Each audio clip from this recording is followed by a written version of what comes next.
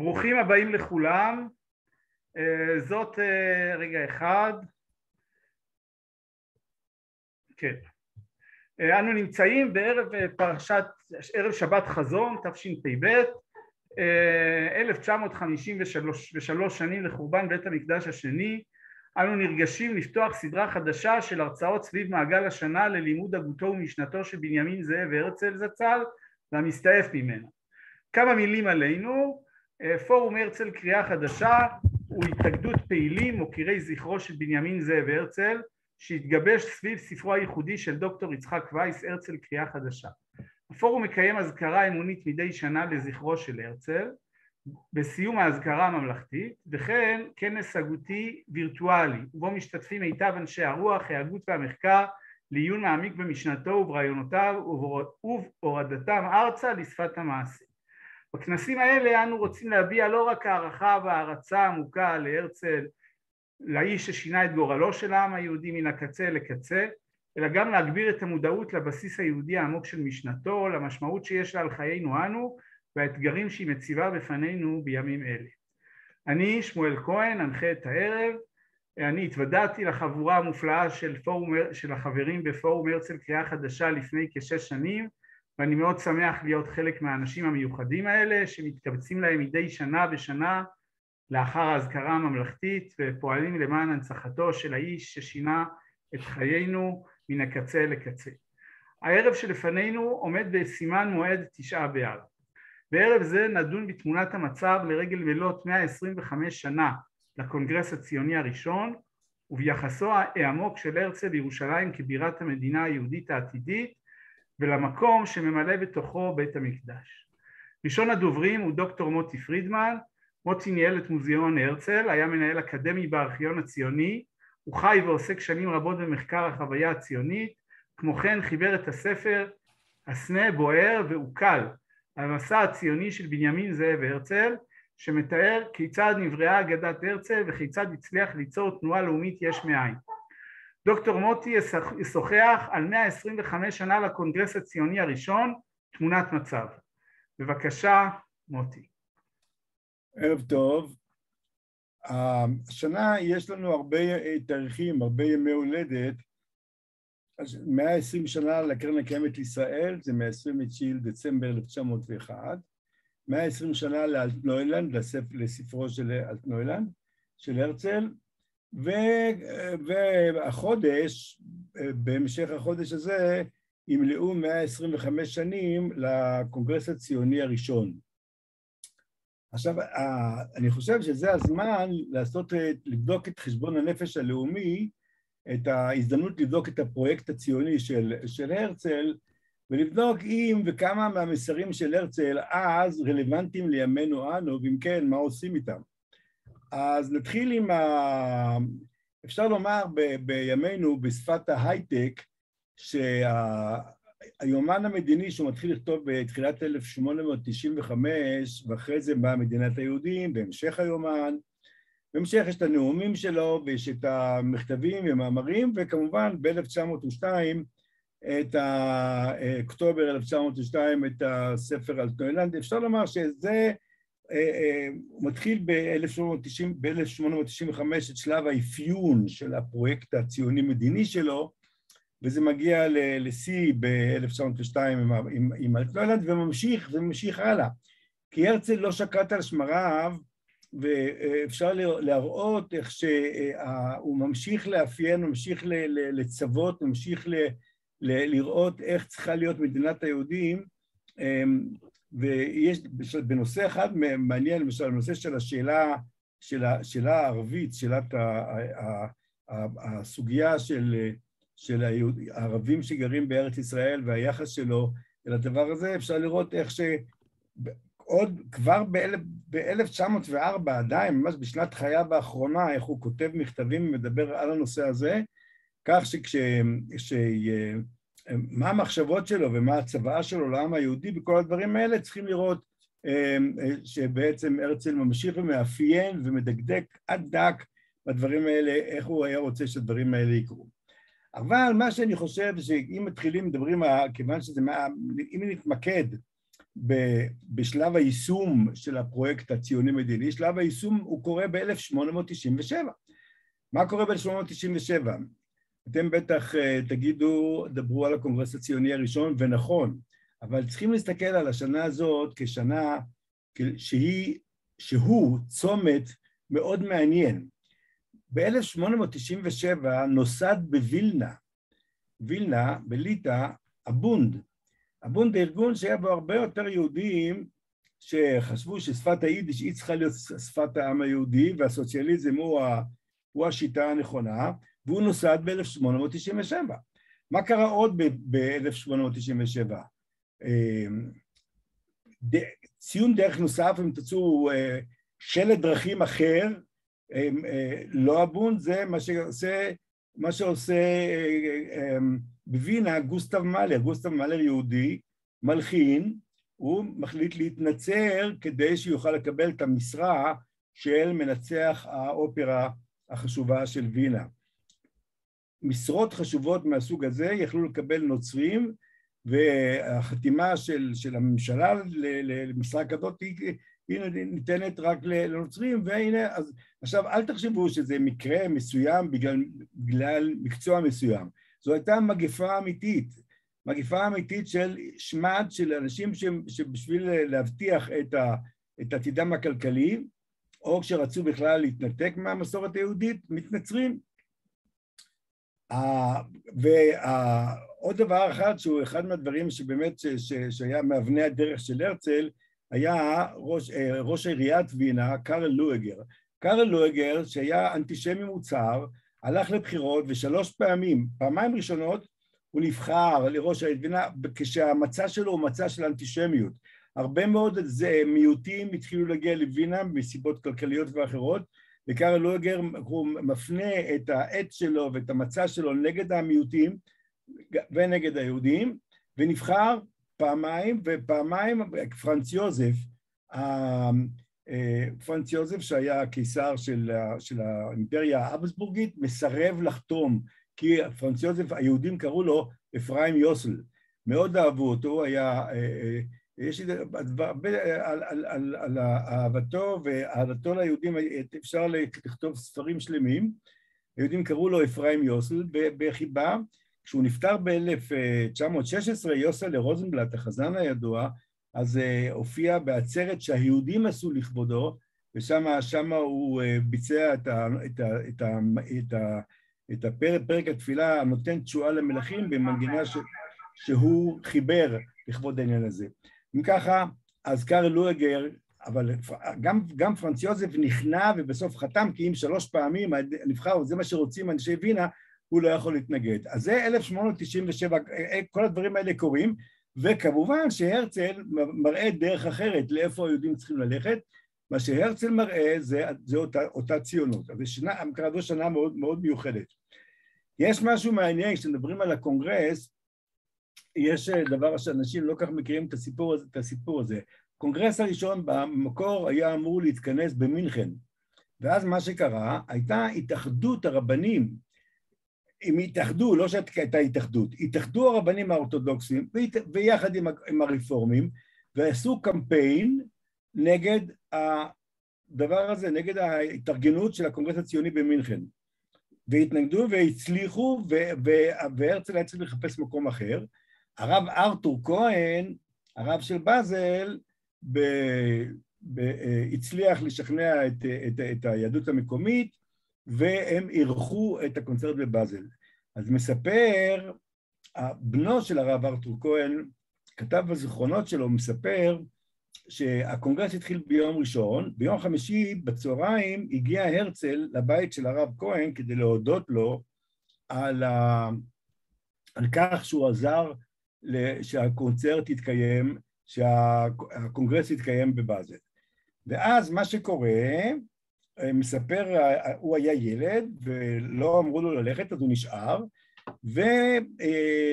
ומגיע הרצל והוא נכנס, והיה שם גם זה, באותה הזדמנות הגיע לבית של הרב, העורך של האנציקלופדיה של התנ"ך, תכף אני זוכר איך קוראים לו, אם מישהו זוכר שיגיד, והרצל מגיע ומתחיל להודות לו, ואז אומר לו שלמה מנדלקורן, מנדלקורן, העורך של הקונקורדנציה לתנ"ך, אז מנדלקורן אומר להרצל, מחר בבוקר נדע אם הקונגרס יכול להתחיל כהלכה. אומר לו הרצל, מי עוד יכול להפריע לנו עכשיו, ברגע האחרון? הוא אומר לו, לא, לא, זה לא מה שאתה חושב. הוא אומר ככה, לפי המסורת היהודית, משיח לא מגיע לא בשישי ולא בשבת. אז אם עד מחר בבוקר משיח לא מגיע, אז הקונגרס יתקיים ביום ראשון כמתוכנן, שהרי אם מגיע המשיח, אז כבר אתה מייתר את כל הסיבה לכינוס הקונגרס. על כל פנים, אז עכשיו, מתוך מה שאני רוצה, מהחזון של הרצל, מה התגשם, מה נשאר לתקן, אני חושב שאולי הדבר הראשון והחשוב, ושהוא רלוונטי גם לנו בערב תשעה באב, שעל מה חרבה ירושלים על שנאת חינם, אחדות העם. הרצל בהקדמה למדינת היהודים כותב, עם אחד אנחנו עם אחד. עכשיו, כשהוא אומר עם אחד אנחנו עם אחד, הוא כבר מכיר אם יש לו עסק. הוא כבר יודע שיש לנו את ה-O-Student ואת ה-West-Student, יש לנו את הצעירים, כבר עוד לפני הקונגרס הראשון, מגיעים אליו הרבנים, והם דואגים מהנושא של הקולטורה. קולטורה זה הנושא של התרבות, כמה שהצעירים שם, הצעירים זה כולל את מרטין בובר, ואת רשימה שלמה, ומוצקין, וצ'לנו, תוצאו כל הרחובות של ירושלים ותל אביב, שם כל האנשי הרוח הצעירים של אותה תקופה, ברנשטיין כהן ועוד ועוד ועוד, והרבנים אומרים, אם קולטורה, אנחנו נהיה אחראים לאותה קולטורה. אבל אנחנו הרי יודעים שאותם צעירים שהם בעטו בשטייטל, ולא רוצים את השלטון של הרבנים, ולא רוצים את המרות של הרבנים, הם רוצים קולטורה מסוג אחר. ומה עושה הרצל? הרצל אומר, בוא נעזוב עכשיו את הנושא של הקולטורה, בוא נדבר על המכנה המשותף שכולנו מסכימים עליו, והוא שצריך מדינה יהודית. תהיה מדינה יהודית, אז יש שם תכלית המדינה בכוחות שלה, מה היא רוצה. יש אפילו סיפור מאוד מעניין שבספר תפארת אדם, שכתב גליקסמן, הוא מספר על אבא שלו, שהיה סוחר, עשיר בלודג' וידע כמה שפות, גם רוסית וגם פולנית וגם גרמנית, והוא מגיע לווינה והוא הולך למשרד של התנועה הציונית, הוא פוגש שם את איזידור שליט. איזידור שליט זה היה, תרצו, הראשון מאלה, מהתנועת קדימה, מהסטודנטים, שדיברו על ציונות מדינית עוד לפני הרצל, והוא פוגש, ואז הוא אומר לו, אני רוצה לפגוש את אדון הרצל, והוא אומר לו, הרצל מקבל מחר בבית שלו בין השעות האלה והאלה קהל, וגליקסמן מגיע לשם ודופק בדלת ונכנס ומדבר עם הרצל. אני אקצר את הסיפור כדי שנגיע לעיקר העניין. ואומר לו גליקסמן, למה אתה לא בא אלינו לשכנע אותנו אם תבוא אלינו לפולניה ויגיעו המון אנשים, יהיה לך הרי יותר קל לממש את התוכניות שלך. ואומר לו הרצל, הרי הממשלה לא תיתן לי רישיון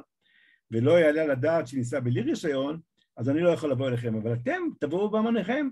אז הוא אומר לו, אנחנו לא רוצים לבוא בגלל נושא הקולטורה. אז הוא אומר, אבל כבר הבטחנו שלא נפגע בשום קודשי העם, ולא נפגע באף אחד, בשום אמונה של אף אחד. תבואו בהמוניכם. ואומר לו הרצל, אם תבואו בהמוניכם, אתם תהיו הרוב, ואתם תחליטו. איזה קולטורה, עם קולטורה, כמה, אתם תהיו הרוב ואתם תחליטו. זאת אומרת, דמוקרטיה מלאה. והרצל מכיר את כל הניואנסים האלה, וזה מה שהוא רוצה, זה מזכיר, כי אנחנו בהגדה של פסח יש לנו את אילו הם ידענו לפני הר סיני ולא נתנו לנו את התורה דיינו, אנחנו רואים, עם ישראל בלי תורה דיינו, ואז ראיתי פירוש יפה שאומר, אם עם ישראל עומד כמו שכתוב, רש"י אומר, בלב אחד כולם עומדים, מזה כבר יצאו דברים טובים. ויש מעניין, יש נאום של א' ד' גורדון, ועד גורדון לא היה יהודי של תרי"ג מצוות, אבל הוא כותב, ב-1910 הוא נותן נאום בכנס שהיה בנושא של הקולטורה. והוא אומר, שם הוא אומר ככה, כולנו, כל מי שהיה איתנו בקונגרס הראשון, הוא אומר, הרגיש איזה הדרת קודש הייתה שם, איזה אחדות הייתה שם. וכשאתה קורא את הדרשה הזאת של א' ד' גורדון, אתה ממש מתפעל, שערותיך סומרות, כל מי שקורא את זה, כי הוא אומר שמה, אנחנו הרגשנו כאילו זה מעמד הר סיני המודרני, מעמד הר סיני של ימינו, כי היינו כולנו שמה בלב אחד, לא בראש אחד, כי יש לנו כל מיני אנשים, כל מיני אינקלינציות, אבל כולנו היינו בלב אחד, אותו דבר שקראנו לו ציון, שהרצל הצליח ליצור את האחדות הזאת, אוקיי? והוא אומר, כאילו, זה כבר לא כל כך היה הכוח הדוחף, זה האנטישמיות, זה הכוח המושך, זה עם ישראל, זה אחדות העם, היה איזה מין דבר מלא, נהדר, כולנו היינו באמת בלב אחד, ומה עשינו עם זה? מיד התחלנו עם המריבות, שהגיעו לשיא בפרשת אלטנוילנד, ואחרי זה בפרשת אוגנדה.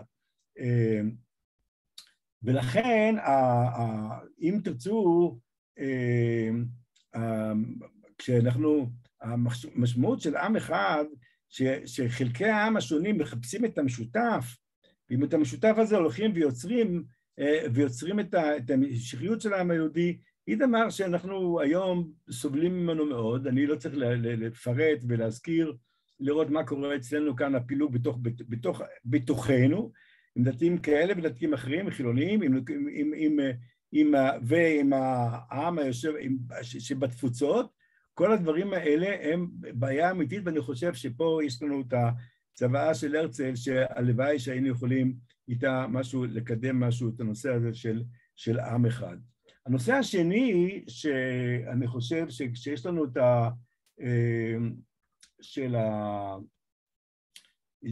אם נדבר בלשון של פרקי אבות, על 3 דברים העולם עומד, אז אני חושב שזה מעניין שגם במדינת היהודים וגם באלטנוילנד, בכל אחד מהם יש 3 דברים שהם הבסיס, המוטו שהרצל מציב, והוא לא סתם מציב אותו, הוא גם מעין צוואה וגם אם תרצו תפריט של איך הדברים צריכים לעשות. כי הרצל לא רק אומר מה חשוב, אלא גם אומר איך עושים את הדבר הזה, והוא אומר, כולנו מכירים את האמירה הזאת, אבל אם נפרק אותה, כשהרצל כותב בספרי הימים, שהציונות היא שיבה אל היהדות, עוד לפני השיבה אל ארץ היהודים, בעצם מה הוא אומר? על 3 דברים, הפרדיגמה הציונית צריכה לעמוד, על ציונות שנובעת מתוך יהדות, וזה עוד לפני השיבה לארץ ישראל. מה המשמעות של הדבר הזה? המשמעות של הדבר הזה היא שציונות שהיא לא מבוססת על שורשים יהודיים, כשאני אומר שורשים יהודיים אני לא מתכוון דווקא להניח תפילין ולאכול כשר. כמובן שההלכה והתרי"ג מצוות הם במקומם, אבל יש לנו בנושא הזה הקשר עם היהדות מבחינה היסטורית, הקשר עם היהדות מבחינה תרבותית, כל הגדרה שלא תהיה, אותה הרגשה של עם אחד וכן הלאה, אז היא חשובה מאוד, כי אחרת הציונות היא תהיה מבחינת מה שנקרא דבר ריק שהוא לא יחזיק. ותראו מה קורה פה במידה כזו ואחרת, ואני לא יכול להגיד באיזה מידה או אחרת, אולי תכף ניגע בזה, אבל מה שקורה לציונות, כאשר היא לא מבוססת על יהדות, היא לא מחוזקת בשורשים של היהדות, אז אנחנו הופכים להיות לישראלים, אז מגיעה הישראליות, והישראליות מרדדת את היהדות, ואז מה קורה? הישראליות היא פספורט, אז יש לך פספורט ישראלי, אבל אתה עושה רילוקיישן, ואתה נוסע לברלין או לניו יורק, לאן שאתה רוצה, ואם אתה מתחתן שם עם גויה, והילדים שלך הם כבר לא יהודים, ומבחינתך היהדות או הדברים שקורים ביהדות הזה הם הדתה, הם בעיה והם לא תועלת, אמא של שבת זה הדתה, והיה שם מישהו עכשיו ראיתי אתמול בחדשות, שפרופסור באוניברסיטה העברית מתלונן על כך שסוגרים את האוניברסיטה בתשעה באב, שזה בעצם אפליה מול דתות אחרות. קיצור, כל הפרהסיה הזאת שהרצל באלטנוילנד מדבר עליה, על אותה אווירה ציבורית שהיא האווירה היהודית של מדינת היהודים, הדבר הזה כאילו מוטל בספק. ולכן, אם אין לנו ציונות שנובעת מהיהדות, ושהיא יכולה ליצור מכנה משותף עם כל המכנה משותף, עם חלקי העם השונים, אז אנחנו נמצאים בצרות גדולות. וזה,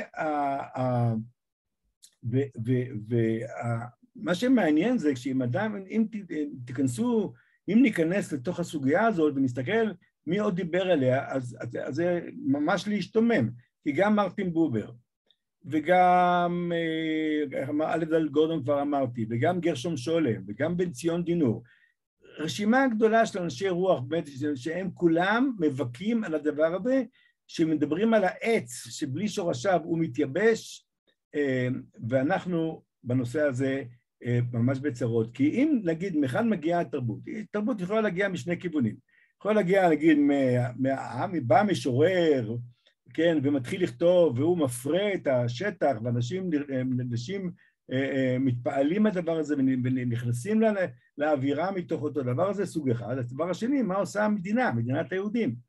מה היא עושה? ואז מה קורה? היא מבטלת את לימודי ההיסטוריה, משאירה את זה לעבודות, אין מספיק מורים לתנ"ך, והתנ"ך הופך להיות משהו שלומדים אותו או לא לומדים אותו, ואז גם כל אותה יצירה ברוכה ישראלית, יקום מישהו יגיד, אבל יש לנו יצירה מפוארת, יש לנו גם בעיתונות וגם בספרות וגם בשירה וגם במוזיקה וגם בשדה התיאטרון, יצירה פורה וכן הלאה.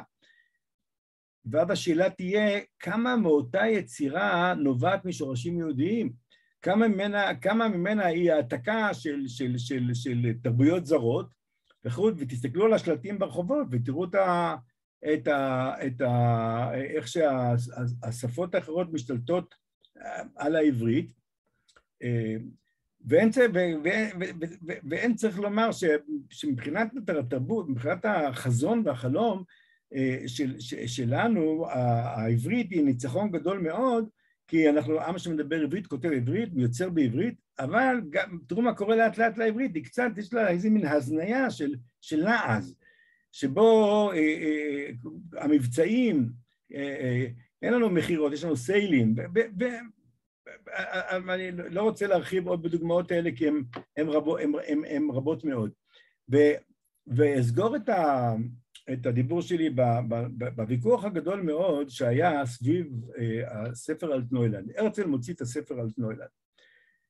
בספר אלטנוילנד אתם יכולים להסתכל ולראות כמה הדברים החשובים של הרצל, גם המסרים החברתיים שלו, על אהבת הזר ואהבת הגר, ואיך איך הפרהסיה היהודית היא מלאה ביהדות, לך דודי ועוד, וליל הסדר.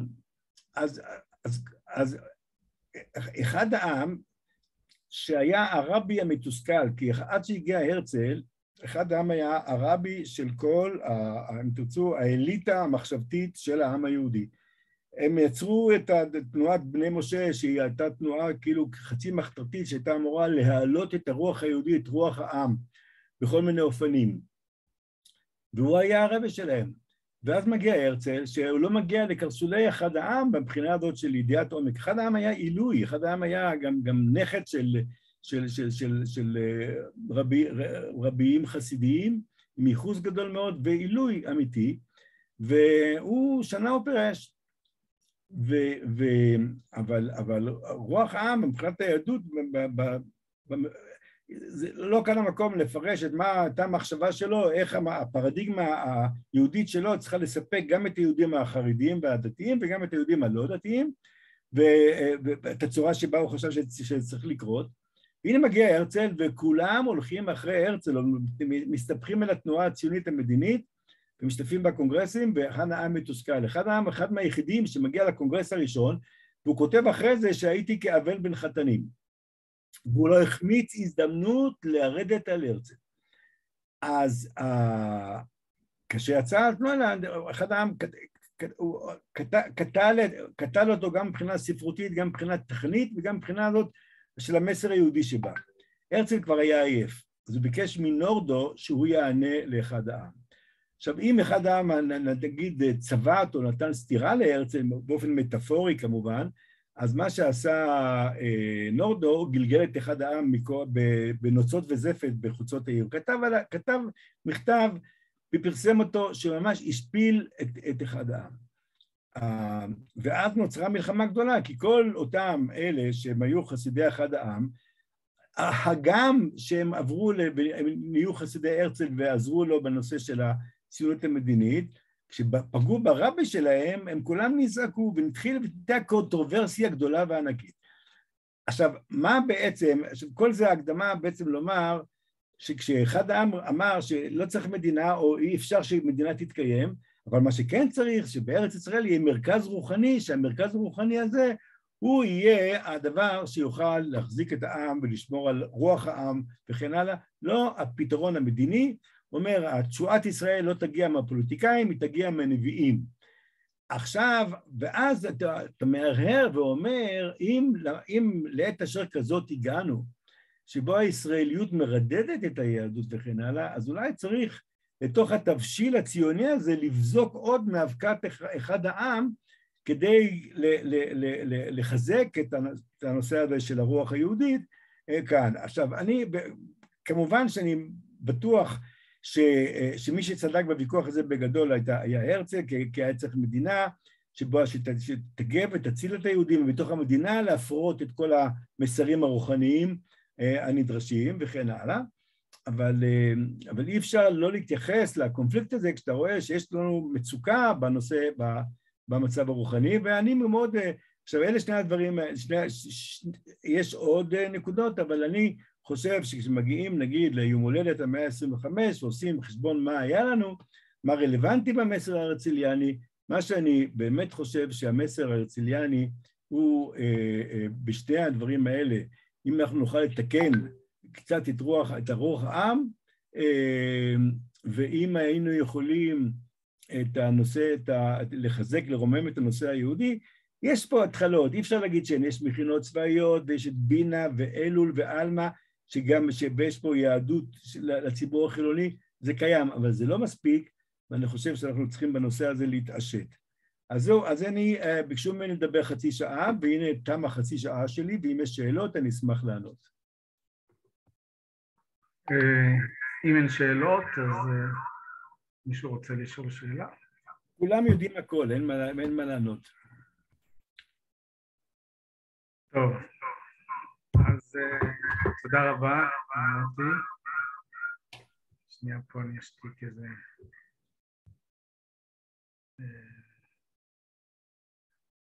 כן, אז תודה רבה למוטי. הדובר הבא שלנו הוא צח בן יאיר. צח בן יאיר לא אוהב קומפלימנטים, אז נדבר באופן ענייני. צח איש מחשבים, עוסק וחוקר שנים רבות על בסיס יומיומי במשנתו של בנימין זאב הרצל, והוא מקדיש את עיתותיו לחקר משנתו, ומשתף אותנו בהרבה מתובנותיו, כותב ספרים בנושא הרצל. צח איתנו כבר מהכנס הראשון ומזכה אותנו במומחיות הרבה שלו ובראייתו הרחבה. הוא ידבר על הנושא מקדש מלך עיר מלוכה, ירושלים והמקדש בחזונו של הרצל. בבקשה, צח.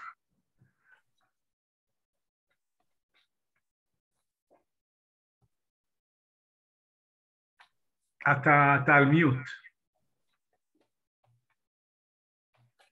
הנה זה מה שאמרתי, השימוש במילים זרות. כן. הניוט, ביטלתי, שומעים עכשיו? כן, כן, שומעים מעולה. יופי. ובכן, אני אומר כמה דברי הקדמה, ואחר כך נקרא הפרק בספר אלטנוילנד, הפרק הראשון בחלק שעוסק בירושלים. אחר כך אומר עוד כמה דברי סיכום ותוספות על מה שנקרא. ראשית, אני רוצה להציג את התפיסה שלי לגבי עבודתו של הרצל. הרצל נתן לנו, לעם ישראל, שתי מתנות גדולות. אחת זה חזון, והשנייה תוכנית, והדברים קשורים זה בזה. מכיוון שכל דבר רציני שרוצים לבנות צריך תוכנית, איך בונים, מה עושים, לפי איזה סדר וכדומה. אבל לפני שיש תוכנית צריך גם יעד, מה בונים, לאיזה כיוון הולכים, גם כשנכנסים למכונית ורוצים לנסוע באמצעות ווייז, צריך להגיד לווייז מה היעד, אחרת הוא לא ימצא את הדרך, הוא לא יודע לאן לנסוע. וכבר בספרו מדינת היהודים הוא נתן את שני הדברים האלה, שהיעד הוא מדינת היהודים, והוא הסביר שם איך עושים את זה, מה התוכניות, איך מרימים, לשון ימינו, מרימים פרויקט כזה, מיזם כזה עצום, עם כל מה שנדרש בו, כי נזכור שארץ ישראל, בשונה מכניסת בני ישראל לארץ ישראל, ימי יהושע, שאז הם באו לארץ שהייתה בסך הכל בנויה, בחלק מהמקרים פשוט לקחו את בתיהם של התושבים, חלק הרסו, אבל הייתה פה ארץ בנויה, הייתה פה כלכלה, הייתה פה חקלאות, הם באו לארץ קיימת, למדינה קיימת אפשר לומר. אבל הפעם אנחנו באים לארץ שהיא די שוממה, ואין בה תשתיות של מדינה ולא תשתיות גשמיות כמו מים וכיוצא באלה, וגם לא תשתיות שלטוניות. אז השאלה איך עושים את כל זה. וזו התוכנית שנתן הרצל במדינת היהודים, אבל זה עניין קצת טכני, ורוב האנשים היה קשה להבין מה הוא אומר שם בעצם. אז אם נאמר את זה בלשון הטכנולוגיה, נגיד, זה מין אפיון של מערכת, אבל אנשים היה להם קשה לראות את המערכת עצמה ואיך זה עובד ואיך זה נראה בסוף. היום יש לנו כל מיני הדמיות שאפשר, לפני שבונים בניין או מרכז מסחרי או מה שלא יהיה, אפשר לעשות הדמיה במחשב, ומי שמתבונן יכול ממש להרגיש כאילו בפנים, הוא הולך פנימה, מסתובב ורואה איך הדברים נראים ומה החוויה. אז את החוויה הזאת הרצל נתן לנו בספרו הבא, אלטנוילנד. אלטנוילנד יש ממש תיאור שלם של נבין, זה לא בדיוק מדינה, אבל לצורך העניין נקרא לזה כרגע מדינה, איך נראית המדינה היהודית, איך נראים החיים בה, וגם יש שם בשלב מסוים פירוט של הפעולות שנעשו כדי להקים אותה, כדי שלאנשים יהיה יותר ברור איך עושים דבר כזה, והאיש שהיה מופקד על כל הסיפור הזה מסביר, ממש מרצה, ומסביר מה הפעולות שעשה, מה נדרש ואיך גייסו, איך קנו כל מיני חומרי גלם, משאבים וכדומה, ואיך גייסו פועלים ואיך הביאו מפה לשם וכיוצא, ממש רואים את התוכנית השלמה בפעולה. פה צריך להדגיש דבר חשוב מאוד, ובכלל בהתייחסות לכתביו של הרצל. הרצל כתב דברים מאוד רציניים וענייניים, הוא מעולם לא חטא במליצה, ומשתדל לדייק בכל דבר, במיוחד כדי שלא יחשבו שדבריו הם אוטופיה. באמת שעד היום משתמשים במילה אוטופיה ביחס להרצל, במיוחד לאלטנוילנד, אפילו במרכז הרצל תמיד יש איזה הרצאות או ערבי עיון וכדומה, אז כותבים ספרה אוטופי של הרצל אלטנוילנד. מעניין שהרצל כבר במבוא לספרו מדינת היהודים, הוא כותב בפירוש, אני לא רוצה שאנשים יטעו בשטות הזאת, אני לא כותב אוטופיה. וגם בספר אלטנוילנד, אחד הגיבורים של נושא נאום שלם שמסביר מדוע הציונות, המעשה הציוני, החזון הציוני איננו אוטופיה. ובמשפט קצר הוא אומר, כשאני קורא אוטופיה, אני לא יכול לדעת איך היא עובדת. מביא למשל כדוגמה את ספרו של תיאודור הרצל, פריילנד. זה נשמע יפה מאוד, נראה, אבל אני לא מבין איך עשו את זה, איך זה עובד. זה מעין, אני אומר, כן, כמו שיש בתיאטרון היווני, הפתרון של דאוס אקס מכינה, העלילה כל כך מסובכת, עד שאי אפשר לפתור אותה בדרך של עלילה רגילה, אז יורד האל מאיזושהי מכונה ופותר את כל הבעיות במטה כסף. אז הוא אומר, זה אוטופיה, אבל אני יכול להראות לכם איך הדברים עובדים. הוא משווה את זה לקטר, אני יכול להראות לכם את כל החלקים, אני יכול להראות לכם את ההעסקה, ואיך אני מכניס לשם את הפחם, ואיך זה מגלגל מניע את הגלגלים וכיוצא בזה. הכל אני יכול להראות לכם איך הכל עובד. אז לכן צריך להתייחס לכל דבר שכתב הרצל ברצינות גמורה, ולהבין שאין פה מליצות ואין פה דברים ריקים או הגזמות. וגם הוא כותב לעצמו הערות בנושאים האלה ביומנו. אז לכן צריך להתייחס לתיאורים שלו, בספרים בוודאי, בצורה מאוד עניינית, ולומר שהוא התכוון לזה. זה לא לתפארת המצווה ולא כדי לעשות רושם על מישהו, אלא ממש כל דבר שהוא כתב הוא התכוון.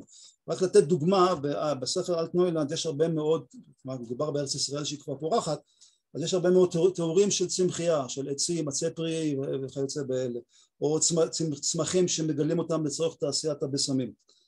ולצורך העניין הזה הרצל פנה לאגרונום, וביקש ממנו שיחקור את אדמת ארץ ישראל וייתן לו דוח מפורט מה ראוי, מה נכון, מה טוב לגדל בכל חלק, בכל אזור ואזור באדמת ארץ ישראל. והרצל כתב לפי זה, הוא לא המציא מדמיונות סתם צמחייה פה וצמחייה שם. כשהוא כותב על עצים מסוימים, עצי פרי מסוימים באזור מסוים, אז הוא יודע שזה, האגרונום אמר לו שפה המקום הראוי לגדל גפנים או עצים אחרים. אז הכל נעשה בצורה מאוד מדויקת, לא סתם ממוחו הקודח של הרצל בהקשרים האלה. עכשיו בואו נאמר כמה דברים על הספר אלטנוילנד עצמו. הספר אלטנוילנד, הרצל התחיל לכתוב אותו אחרי שהוא חזר מביקור בארץ ישראל. והביקור נועד, זה היה באוקטובר, תחילת נובמבר 1898. הביקור נועד לא ביקור לעצמו, אלא הוא בא כדי לפגוש כאן את הקיסר הגרמני, ולנסות לשכנע אותו לתמוך ברעיון הציוני, וגם להפעיל את השפעתו שהייתה אז על הסולטן. הסולטן, עוד נזכיר אותו בהמשך, הסולטן הטורקי, הוא היה המכשול הגדול להרצל בדרכו בכל שנות חייו, מכיוון שארץ ישראל נשלטה אז על ידי האימפריה הטורקית, האימפריה העות'מאנית, והרצל קיווה ופעל לקנות את ארץ ישראל מידי הסולטן. בתקופה ההיא האימפריה הייתה מאוד קשיים גדולים, בכלל היו המון בעיות, הייתה מושחתת מאוד, ונעשה כולם ידעו בעולם שהאימפריה עומדת לקרוס, אבל לא ידעו מתי. והשאלה מה עושה בינתיים, והרצל ניסה בין השאר להציע לקיסר, לסולטן, שהוא ייתן ליהודים את ארץ ישראל, והם בתמורה יפדו את כל חובותיו, יפרעו את חובותיו שיש לו בעולם. והוא לא הסכים לזה, וכבר בפעם הראשונה שהרצל פונה לסולטן, הסולטן אומר בתקיפות, אין לי סמכות לתת את ארץ שחיילי שפכו דמם עליה בכיבוש שכבשו אותה. ככה ממש סירוב מוחלט. והרצל כותב ביומנו שהאיש מסר לו את הדבר הזה, בוודאי הופתע לראות שאינני, הרצל אומר אינני, לא נשברתי ולא נכנסתי לאיזשהו דיכאון וכדומה, כי מיד מוחי התחיל להגות תוכניות אחרות. זאת אומרת, כל הזמן חושב על תוכניות איך בכל זאת לשכנע את הסולטן לתת לנו את ארץ ישראל, וכפי שנראה בהמשך יש גם תוכנית מיוחדת באלטנוילנד. וסתם כדוגמה אחרת, במקום אחר הרצל מציע לסולטן להקים אוניברסיטה עברית יהודית בארץ ישראל, בירושלים. ולמה? מכיוון שהוא אומר לו, תשמע, יש הרבה טורקים צעירים שרוצים ללמוד ואין להם אפשרות בטורקיה, אז הם יוצאים למערב, באוניברסיטאות מערביות, ושם מלבד הלימודים הרגילים שלהם הם קולטים כל מיני רעיונות מסוכנים, אולי רעיונות מהפכניים, אולי סוציאליזם, אולי דברים אחרים, זכויות אדם וכיוצא באלה. אז הוא אומר, אם תהיה אוניברסיטה בירושלים, ירושלים עדיין בחסות האימפריה העות'מאנית, אז הם עדיין יבואו ללמוד בירושלים, יישארו בחסות האימפריה העות'מאנית, ולא יושפעו השפעות זרות מגורמים במערב. אז יש כל מיני ניסיונות שהרצל כל הזמן, כל מיני רעיונות שהוא מעלה, כדי בכל זאת לכבוש את ליבו של הסולטן באיזושהי דרך כלשהי. וכך קורה גם באלטנוילנד.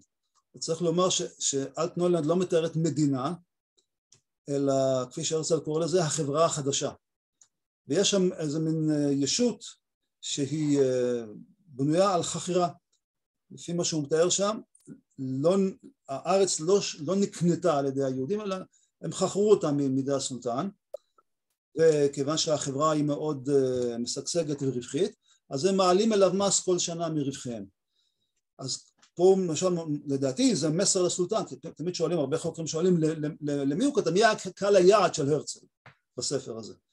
ואני טוען שגם מדינת היהודים, בכלל החידוש של הרצל בציונות, שהוא פנה לכל העולם למעשה. הוא ניסה להפוך את כל העולם לבעלי עניין, מה שקוראים באנגלית סטייק הולדר, בעלי עניין בציונות שירצו להשקיע בה, שירצו שהיא תסבסד. וגם פה הוא פנה לכל מיני גורמים, ובין השאר יש לו רמז כזה, מעין פנייה, הצעה עקיפה דרך הספר לסולטן, שהנה יש לך פתרון, אתה לא רוצה למכור את הארץ, בסדר, אז נחקור אותה, פורמלית היא עדיין שייכת לטורקיה או לאימפריה העות'מאנית, בפועל נשב בה, נפתח אותה, וכדאי לך גם כי אנחנו נעלה לך מיסים כל הזמן, תתעשר מזה, כלומר האימפריה תתעשר, לא צריך למכור את הארץ, אלא די בסידור הזה, ואז כולם יהיו מרוצים, הארץ יישאר בידי הטורקים, ומצד שני אנחנו נזכה להתיישב בה, לפתח אותה. אז זה מההיבט הזה, לדעתי יש פה פשוט הצעה עקיפה לסולטן, לא הצעה ישירה שהוא שלח לו, אבל באמצעות הספר הזה הוא מציע לו וגם מראה לו איך הדברים עובדים ואיך זה משתלם לו.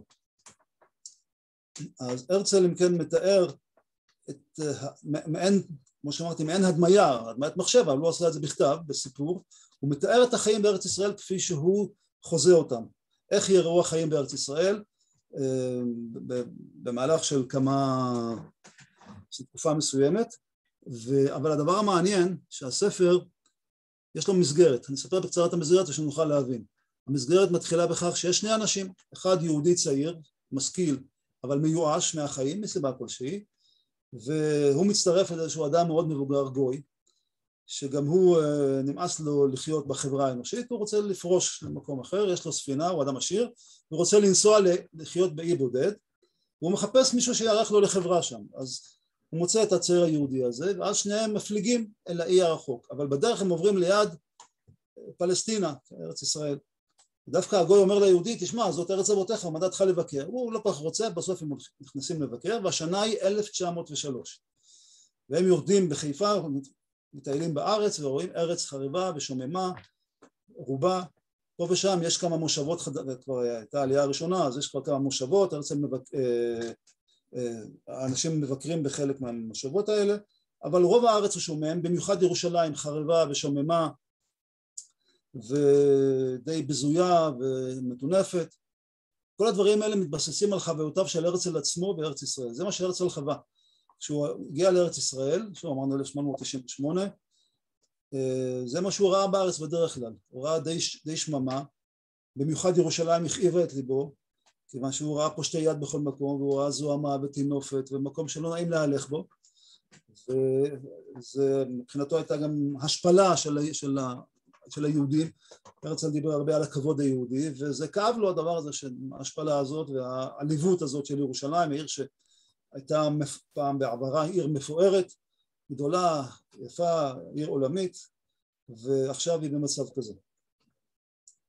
והרצל עצמו גם ביקר בכמה מושבות, ושהוא מציין, לפעמים הנוף מאוד יפה, אבל המושבות עצמם הן די קטנות ודלות, אנחנו עושים לו כל מיני הצגות של רכיבה על סוסים, הוא שמח לראות בחורים יהודיים, רוכבים על סוסים ועושים כל מיני פעלולים כאלה, אבל בסך הכל הדברים הם די צנועים ודלים. אז התיאורים שהוא מתאר את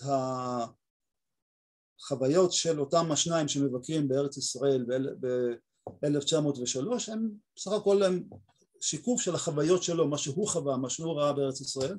כדאי להזכיר בהקשר הזה למשל את תיאוריו של מרק טוויין שהיה בארץ אומנם כ-30 שנה קודם, 1869, וכתב תיאורים, שלח אז כתבות, הוא היה עיתונאי, שלח כתבות לעיתונו, אחר כך קבץ את כולם בספר שנקרא באנגלית Innocents Abroad, זה הספר הכללי של כלל המסע שהוא ערך גם באירופה וגם בארץ ישראל, ואת החלק של ארץ ישראל הוא הוציא בספר נפרד שנקרא Pleasure Excursions in the Holy Land, הוא יצא בעברית בשם מסע תענוגות לארץ הקודש, ושם הוא מתאר את חוויותיו בארץ, באמת, אמנם במיוחד כנוצרי שרצה לראות את ארץ ישראל, ומתאכזב מאוד מהמראות שלה, מהשממה, מהעליבות כאילו הופף את איזשהו דוק של מעין קורי עכביש, הופפים את כל הארץ הזאת, והסיכום שלו, המשפטים האחרונים של הספר, הוא אומר, זאת ארץ מקוללת, מעולם לא ראיתי ארץ כל כך מכוערת, זו ארץ ישראל לא תיבנה לעולם, תישאר לנו רק ארץ ישראל שבזיכרונות שלנו מהתנ"ך וכדומה. זה החוויות של מרק טוויין, וחוויות של הרצל לא שונות בהרבה מזה, אם כי כאמור כבר התחילו לעלות אנשים לארץ והקימו כמה מושבות, אבל זה עדיין היה דל מאוד. אז את החוויות האלה הוא מראה, הוא מציג דרך עיניהם של אותם שניים שבאים לארץ ב-1903, אחר כך הם עוזבים את הארץ, נוסעים כאמור לאי בודד, כעבור 20 שנה הם חוזרים, רוצים לחזור לאירופה, ובדרך שוב עוברים ליד פלסטינה ומחליטים לרדת לראות מה השתנה. להפתעתם הם מוצאים פה חידושים מופלגים, ארץ משגשגת עם כל חידושי הטכנולוגיה, כולל פיתוחים מדעיים ומרכזים עולמיים בינלאומיים בתחומים שונים. וכאמור, זה שנת 1923, מסך הכל חלפו 20 שנה, והרצל אומר פה, קובע שלדעתו יש אפשרות שיקום דבר כזה כבר ב-1923. דרך אגב, הרצל מתעד ביומנו שיחה שהייתה לו עם נורדאו כשבועיים שלושה לפני פרסום הספר מדינת היהודים, חודשיים שלושה, בסוף 1895, ספר מדינת היהודים מתפרסם ב-14 בפברואר 1896, אז אולי 3 חודשים פחות או יותר לפני כן, יש לו שיחה עם נורדאו, ונורדאו אומר שהדבר הזה, התהליך של הציונות של בניית מדינה יהודית, ידרוש לפחות 300 שנה. אומר לו הרצל 30 אם הרעיון יתפוס, זאת אומרת, אם הסכימו לו והתגייסו כולם, כל היהודים לדבר הזה, אפשר תוך 30 שנה להקים מדינה. עכשיו, כמו שאמרתי, הרצל כתב תוכנית, מדינת היהודים היא תוכנית עבודה, ולפי השיקולים שלו, לפי התכנונים שלו, נגיד לך, אפשר להגיד הנדסיים, אני טוען שהרצל המציא תחום חדש שנקרא הנדסת מדינה, איך בונים מדינה מכלום, ממקום שומם כמעט לחלוטין. אז לפי החישובים שלו, לפי ההבנה שלו בדברים שהוא כבר חווה במקומות אחרים, הוא העריך ש30 שנה יכולים להספיק לבניית מדינה יהודית, והתאריך הזה של 1923 הוא פחות או יותר בתחום הזה של 30 שנה. גם האמירה שלו שאחרי קונגרס באזל, שהוא אמר בעוד 5 שנים או יכול יותר בעוד 50 שנה, הייתה על פי מסגרת הזמן הזאת. עם 30 שנה, אז לכל יותר יהיה 50 שנה, זאת אומרת, לפי התוכניות שלו הוא שיער שזה זמן סביר להשלמת החזון הזה. אז הספר אם כן מתאר לנו, חלקו העיקרי בעצם, הוא מתאר את חוויותיהם של אותם שניים שחוזרים לארץ ישראל ב-1923, ומה הם רואים בארץ, והם פוגשים אנשים, והם מספרים להם דברים וכדומה, אז פה הם רואים גם מצד אחד איך הארץ נראית עכשיו, וגם הם לומדים איך זה נבנה, כל הדברים הללו. ויש פה מין סדר של, נקרא לזה מעלין בקודש. הספר מחולק ל5 ספרים, נקרא להם 5 חלקים. החלק הראשון הוא מעין הקדמה שמציג את הדמויות, והחלק השני, כשהם חוזרים לאירופה, אבל מגיעים לארץ ישראל, החלק הזה קרוי חיפה 1923, כי הם באים בספינה והם עוגנים בנמל חיפה. החלק שבא אחריו נקרא הארץ הפורחת, שמתאר את ארץ ישראל, יש בה המון שבחים על ארץ ישראל וכל מיני היבטים, כמה שהיא פורחת וכמה הכל נפלא ויפה, למשל אצלנו כותב שזו ארץ שאפשר לחוות בה את כל סוגי האקלים, מי שרוצה שלג ייסע לו לחרמון, מי שרוצה מדבר יש לו, כל דבר שרוצים אפשר למצוא בארץ ישראל. החלק הרביעי נקרא פסח, ושם הוא פותח בתיאור ליל הסדר בטבריה, והחלק החמישי נקרא ירושלים. שם הרצל מתאר איך הוא רואה את ירושלים בעיני רוחו. הדבר המדהים באמת שהרצל, כמו שאמרנו, ראה את ארץ ישראל בחורבנה, בשממונה, רובה הגדול, ובכל זאת הוא הצליח לחזות מן ארץ כל כך פורחת, שהיום חלק מהדברים שנקרא, שקוראים שם, מזכירים לנו את מה שיש היום, את הארץ הפורחת של ימינו. ואנחנו לצורך העניין הזה, הנושא שלנו הוא ירושלים והוא בית המקדש בחזונו של הרצל, אז אנחנו נקרא את הפרק הראשון בחלק האחרון שנקרא ירושלים, לא נקרא את כולו, נקרא חלק ממנו, ופשוט אין טוב מאשר לקרוא ממש את הדברים במקום לדבר עליהם, ואחר כך גם נדבר על זה קצת על מה שקוראים שם, על כמה בעיות לכאורה שאנחנו יכולים למצוא שם, ועל המשמעות של הדברים. אני יכול לשתף מסך?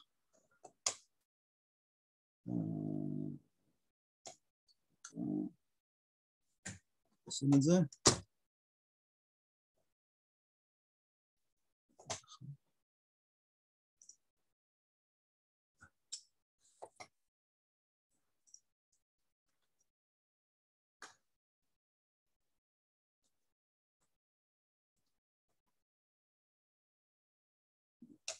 עשיתי את זה.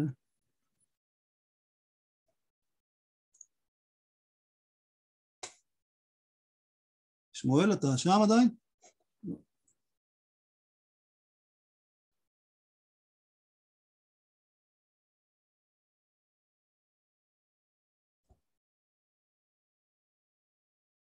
share screen, סליחה.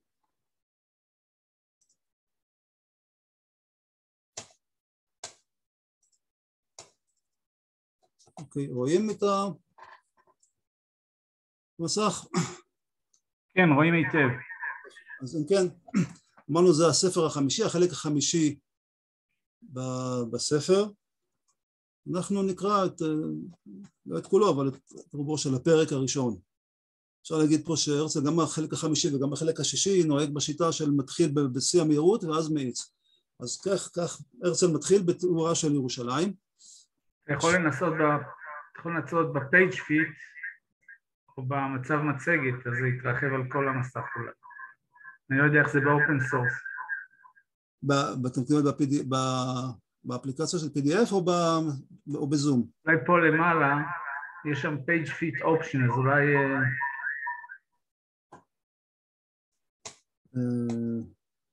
אבל בסדר, רואים היטב. אני לא רוצה להסתבך עם זה עכשיו. אם כן, אז בפעם הראשונה הגיעו פרידריך וקינגסקורט לירושלים. אלה שני הגיבורים, פרידריך הוא היהודי וקינגסקורט הוא הגוי. בפעם הראשונה, כלומר לפני 20 שנה, הגיעו השניים לירושלים בלילה וממערב. עתה באו אליה ביום וממזרח. בפעם הראשונה ראו עיר של עזובה, אפופת כדרות רבוצה על אותן גבעות. עתה מצאו כאן עיר שוקקת, רעננות ותפארת נעורים. בפעם הראשונה הייתה ירושלים עיר מתה. עתה קמה לתחייה. מיריחו באו הלום, ועתה עמדו רגליהם על הר הזיתים, אותו הר קדומים נפלא שמעל פסגתו יכול המבט לחבוק מרחבים עצומים. עדיין היה זה המחש לכלל האנושות. עוד התנוססו בו הסמלים שהקימה אמונתם של דורות רבים ושל אומות רבות. אלא שעל אלה נוסף דבר חדש, כמרנין, רוח חיים. ירושלים התעצמה ושקקה חיים. העיר העתיקה שבין החומות האפופות הדרת קודש לא נשתנתה כמעט, ככל שניתן לראות ממצפה זה. הם ראו את כנסיית הקבר, את מסגד עומר ואת שאר הכיפות והגגות ממקדת. אלא שעל אלה נוספו שכיות חמדה לא מעטות. אותו בניין מפואר, רחב ידיים ונוצץ בחידושו, דרך משל, שנקרא היכל השלום. שלווה גדולה הייתה נסוכה על העיר העתיקה. בהמשך נראה מה תפקידו של היכל השלום.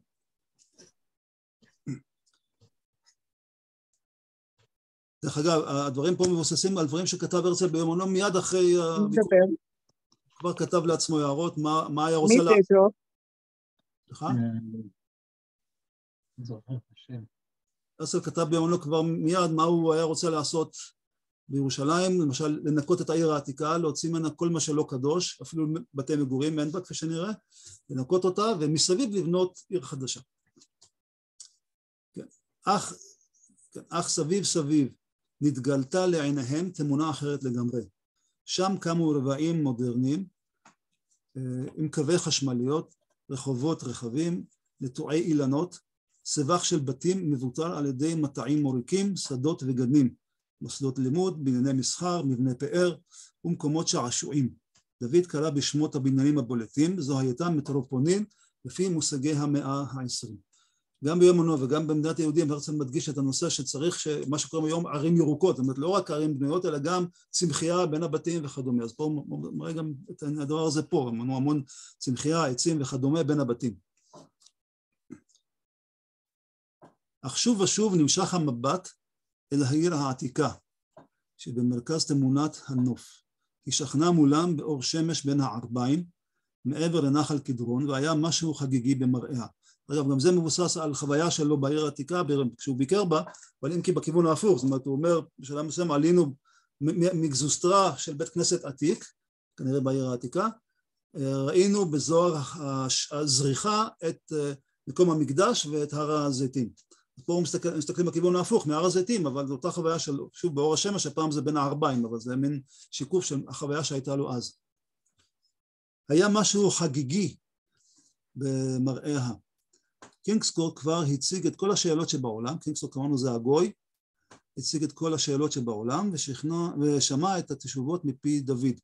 עתה שאל לטיבו של בניין עצום ומפואר שהבהיק בלובן וזהב, גגו נח על עמודי שיש, וכיער עמודים עם כותרות זהב היה מראהו. ופרידריך שמע בהתרגשות עמוקה, פרידריך היהודי, הוא שמע בהתרגשות עמוקה ומיוחדת במינה את תשובתו של דוד. זהו המקדש. דרך אגב, קראתי רבים שטוענים שהמקדש שמתואר פה הוא בסך הכל בית כנסת. אז בואו נראה בהמשך את התיאור ונראה, תחליטו אתם אם זה בית כנסת או לא. עכשיו ראינו את העיר התוססת הסואנת, עכשיו עוברים לתמונה קצת אחרת. ליל שבת היה כשפרידריך לבנברג, היהודי כאמור, בא לראשונה בשערי המקדש בירושלים. דוד שכר חדרים לכל החבורה באחד מבתי המלון המהודרים של לפני שער יפו. כשבא הערב קרא דוד לידידו לבוא עמו אל המקדש. פרידריך לבנברג הלך בראש לצד מרים, ודוד ושרה הלכו בעקבותיהם. הם עברו ברחובות הנהדרים של העיר החדשה, שבצהריים עוד שקקו חיים והמולה. עתה לפתע פתאום, ובאורח מוזר, החל כל אותו שעון גדול להשתתק ולדעוך. מספר כלי הרכב הנוסעים בחוצות פחת במידה ניכרת, ובכל מקום ננעלו החנויות. השבת ירדה אט-אט ובחגיגיות, על העיר שלפני שעה קלה עוד מלאה שעון. וכבר יש לנו תיאור של כניסת השבת בירושלים, וזה שבת, כמו שאומרים. המתפללים נהרו אל בתי הכנסת, כי מלבד המקדש הגדול היו בעיר העתיקה ובחדשה בתים רבים לאותו אל לא נראה, שאת רוחו נשא עמו עם ישראל אלפי שנים ברחבי העולם. ברגע שבאו אל שלוות העיר העתיקה, ירדה על המוני הפוסעים תחושה ראשונה של האווירה המרוממת. עתה לא מצאו עוד בין החומות הקדומות של ירושלים זוהמה, רעש וצחנה, לפני 20 שנה. אז גזרה איתה על הצליינים בני כל הדתות שהתפגעו בעומק ליבם בבואם לעתים לאחר מסע ממושך אל מחוז געגועיהם, כלומר לעיר ירושלים שהייתה קדושה לכולם. כה דוחים היו רבים מן המראות אשר נתגלו לעיניהם ברחובות המוזנחים, שוב מה שהרצל עצמו ראה אז, עד שההלך החסוד היה מגיע על קודש הקודשים של דתו, ראו עיניו הרבה מראות דוחים ונעדרי קדושה. לא כן עתה, הרחובות והסמטאות רוצפו באבנים חדשות, ועתה היו מטופחים חלקים ונקיים כרצפתו של בית טוב. בתים פרטיים לא היו עוד בעיר העתיקה. כל הבניינים שמשו למטרות צדקה ופולחן. היו כאן בתי צליינים לבני כל הדתות, נוצרים, מוסלמים ויהודים. נוצרים, מוסלמים ויהודים, היו להם מוסדות ציבוריים שלהם, בתי חולים ובתים לחשוכי מרפא שניצבו אלה בצד אלה בטורים ססגוניים. ואילו שטח מרובע עצום היה תפוס על ידי היכל השלום, החמור והנהדר, שבו היו עורכים את הוועידות הבינלאומיות של שוחרי השלום ושל מדענים מכל תחומי הדעת.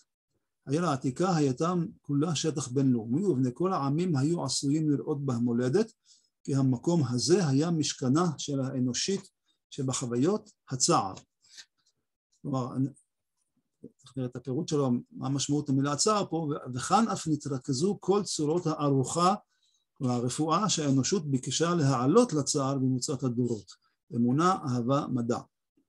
כל המהלך ברחובות אלה, יהיה יחסו לדתות אשר יהיה, מוכרח היה להתמלך לדת קודש. בני אדם שנפגשו אלה עם אלה, או עברו אלה על פני אלה, ברכו איש את רעהו לשלום, בדומיה ובחיבה. השבת כבשה את הלבבות. אנחנו נדלג על העמוד הזה, נחזור לעמוד הבא. אני פה למטה בקצה הנבואה הזה, והנה עמדו רגליהם על מפתן מקדשה של ירושלים. הוא נבנה מחדש כי מלאו הימים, וכבימי קדם נבנה גזית מאבן הגיר שהובאה מן המחצבות הסמוכות ונתקשתה במגעה עם האוויר. ושוב התנוססו העמודים מצוקי ערד לפני מקדש ישראל, הסמלי בהם נקרא בועז והימני יכין. בעזרה עמד מזבח נחושת ענקי, וגם מיכל המים הגדול עמד כאן, זה הקרוי ים הנחושת. כבאותם ימים רחוקים כאשר מלך שלמה על ישראל. ותרגומים אחרים כותבים ים שלמה וכדומה, זה מה שמכונה ים של שלמה, זה הים שבנה שלמה, ואפשר לראות את התיאור של בית המקדש שבנה שלמה, במלכים א' פרק ז', בין השאר את התיאור של הים הזה. שרה ומרים פנו לעזרת הנשים. פרידריך ניצב במקדש בשורה האחרונה בצד דוד. בשעה שחולקו המושבים במקדש, אמר דוד, בחרתי באחרון שבהם ואיני רוצה באחר. בחלל הדור המראה התנשאו קולות שירה ונגינת עוד. הצלילים השפיעו השפעה מופלאה על נפשו של פרידריך, הוא יהודי נזכור. הם החזירו אל קדמות חייו ואל ימים אחרים בחיי עם ישראל. סביבו זמרו ומלמלו מתפללים את מילות התפילה. אך במחשבתו שלו עלו חרוזים גרמניים יפים. המנגינות העבריות הנה ניצבה לנגד עיניו נסיכת השבת, זו הקרויה המלכה הדוממת. החזן פצח בשיר העתיק, שמאות בשנים עורר בבתי כנסת רבים מספור ברחבי תבל, כיסופים בלב העם המפוזר. שירו של המשורר הנעלה שלמה הלוי אלקבץ, לך דודי לקראת שבת, או בנוסחו הגרמני של היינה, בואה דודי הקלה כבר מוכילה לך וחושפת את פניה הצנועים. כמובן כל אלה איורים של הרצל עצמו שהוא שם בפי גיבורו. כן, היינה כמשורר אמיתי חש ברומנטיקה הצפונה בגורל עמו, והעובדה ששר שירים גרמניים לא הפריע לו לעמוד על יופיין של המנגינות העבריות. אך עתה נזכר פרידריך באותם ימים מחפירים, כאשר היהודים התביישו בכל דבר יהודי. סבירים היו שיראו נשואי פנים יותר אם לא יגלו את מוצאם היהודי. אך דווקא בדרך זו הוכיחו כמנטליות של משרתים או עבדים משוחררים להם. מה הפלא שההשפלה הייתה מנת חלקם, השפלה מצד הגויים, כשהם גופם לא גילו כל כבוד עצמי. הם הזדחלו אחר השער ועד מהרה באו על עונשם המוצדק. השיבו את פניהם, כלומר הגויים השיבו את פניהם ריקם. לא קיבלו אותם. אך כמו הוכו בסנוורים לא הסיקו מכאן את המסקנה הנכונה, אלא דווקא את היפוכה. אלה שהמזל שיחק להם בעסקיהם או שהגיעו לגדולה, בכל דרך אחרת, נטשו בגלוי את דת אבותיהם. הם השתדלו להסתיר את מוצאם ואת שייכותם הלאומית, כאילו יש בהם פגם. עם אלה שמוצאם מן היהדות, והיודעים איפה בדיוק מה טיבה, מתכחשים אף לאביהם ולאמם, ובלבד לנתק כל קשר עמה, כלומר לנתק קשר עם היהדות, אין זאת, אלא שהיא שפלה מאוד, פסולה וקלוקלת. ברור שאותם עריקים, דרך אגב בתרגומים אחרים כותבים בוגדים, אבל זה פחות או יותר אותו דבר, כך הוא מכנה את המתבוללים, ברור שאותם עריקים אף הם לא נמלטו מגורלם, ומשולים היו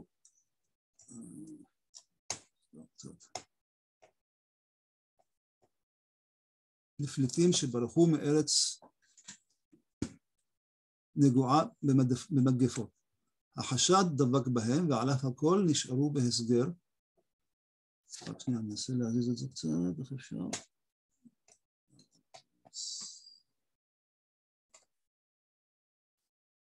זה למטה, אז אוכל לקרוא. על אף הכל נשארו בהסגר. מרנוס כינו בימי הביניים את יהודי ספרד שהשתמדו.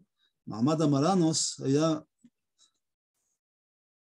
מחנה ההסגר של אותם יהודים אשר ביקשו לברוח מעצמם. בגלל כל אלה הגיעה היהדות לשפל המדרגה, היא נקלעה לאלנד במובנה העתיק של המילה הגרמנית הזאת, שהוא אוסלנד, ארץ הנכר, מקום מושבם של המנודים. מי שהיה שרוי באלנד היה מוכה גורל, ומוכה גורל שלא ראה לפניו מוצא, היה מבקש מחבו בתוך האלנד. כך הידרדרו היהודים והלכו, והם עצמם היו אשמים בכך. אלן גלות גטו, מילים שונות בשפות שונות, והוראתן אחת, להיות לבוז ולהגיע בסופו של דבר אל הביזוי העצמי. ומבינה המקטע זו התעלו כל אשר, כלומר עכשיו, בתקופה הזאת, החדשה,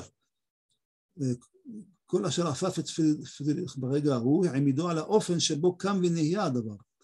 אם היהדות לבשה פנים חדשות, הרי זה מסיבה פשוטה אחת, מפני שהיהודים שוב אינם מתביישים בה. לא רק הקבצנים, מבקשי הסעד ושאר הנמושות מודים בה עתה, כי להם נוח, כי אין להם מה להפסיד, אז הם קבצנים. אחרי בטור של הרצל במדינת היהודים, הוא טען שלכתחילה הרי יבואו העניים ביותר, מה שקורה דספרדוס, אין להם מה להפסיד, אז הם יהיו הראשונים שיגיעו. העשירים יישארו בנוחותם עד שהכל יהיה בנוי, ואז הם יבואו כשהכל מוכן. אז העניים מגיעים ראשונים. ויותר מזה, הרצל אמר שהעניים יבנו קודם כל את בתיהם שלהם. כך שזה גם יפתה אותם לבוא וגם יגרום להם, ימריץ אותם לעבוד היטב וכדומה, ומצד שני הם מיד הופכים להיות בעלי מעמד, בעלי רכוש, הם יהיו בעלי בתים, בעוד שבגלות הם סתם עניים חסרי כל. אז העניים אולי לכאורה כדאי לבוא. לא רק הקבצנים מבקשי הסעד ושאר הנמושות, כי הם מקבלים סעד מהמדינה, מודיעים בעתה, מתוך רגע סולידריות, שחד צדדיותו מעוררת חשד, כי פשוט הם נהנים מהמדינה, מקבלים טובת הנאה, גם החזקים, החופשיים והמצליחים שבו לגבולם. ואגב כך קיבלו יותר משנתנו, כי בני עמים אחרים היו מכירים להם טובה כשהיו מגיעים לידי הישגים גדולים. זאת אומרת, מתי מהללים אותם? כשיש להם הישגים, הם תורמים למדינה. ואילו העם היהודי אינו מבקש מהם, אלא זאת, שלא יעשו אותו ניסיון שווא להתנתק מעליו. כלומר, העם היהודי לא דורש מהם הישגים או תרומה למדינה, אלא מספיק שהם יישארו יהודים. העולם מחזיק טובה לאדם דגול כל עוד הוא מביא לו משהו, מוכרח הוא להביא לו משהו.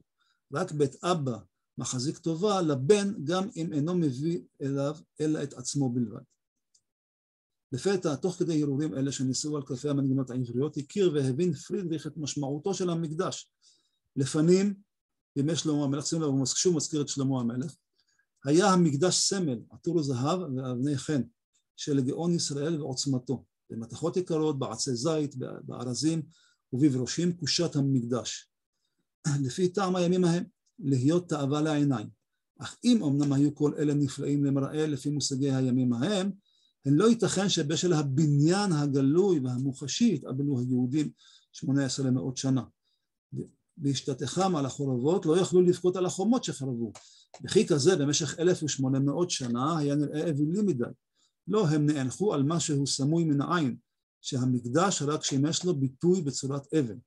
ובדבר הסמוי הזה חש עתה פרידריך במקדש החדש אשר נבנה בירושלים. מיד פחד ורחב לבבו. הנה עמדו הבנים השבים לגבולם, בני עם האלוהים העתיק, ונשאו את נפשם אל הסמוי מן העין, כמעמד אבותיהם לפנים על הר המוריה. דברי שלמה חזרו ולרשו משמעות חיה. שוב, זה הפסוק מתפילת שלמה במלכים א' פרק ח'.